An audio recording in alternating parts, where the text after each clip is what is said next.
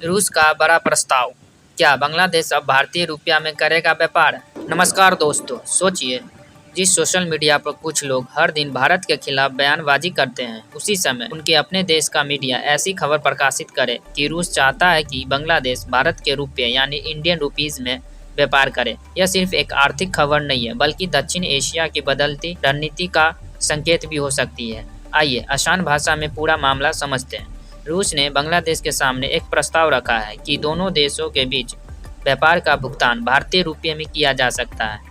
इसके लिए ढाका में एक रूसी बैंक की शाखा खोलने का भी सुझाव दिया गया है, ताकि भुगतान की प्रक्रिया आसान हो सके।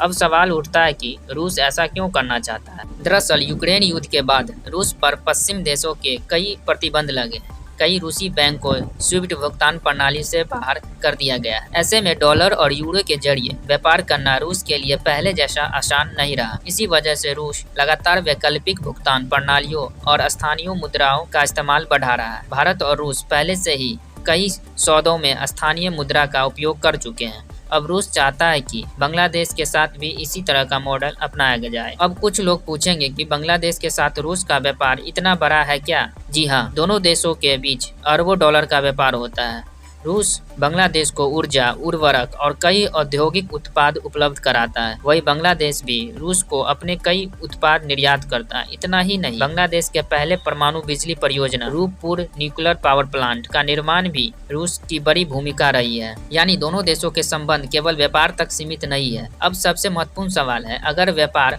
भारतीय रुपये में होता है, भारत को क्या फायदा होगा? पहला, भारतीय रुपये का अंतर्राष्ट्रीय उपयोग बढ़ सकता है। दूसरा, भारत की वित्तीय प्रणाली क्षेत्रीय व्यापार में और मजबूती हो सकती है। तीसरा, भारत, रूस और बांग्लादेश के आर्थिक हित पहले से ज़्यादा जुड़ सकते हैं। हालांकि यह ध्यान रखना भी जरूरी है कि फिलहाल यह सिर्फ एक प्रस्ताव है।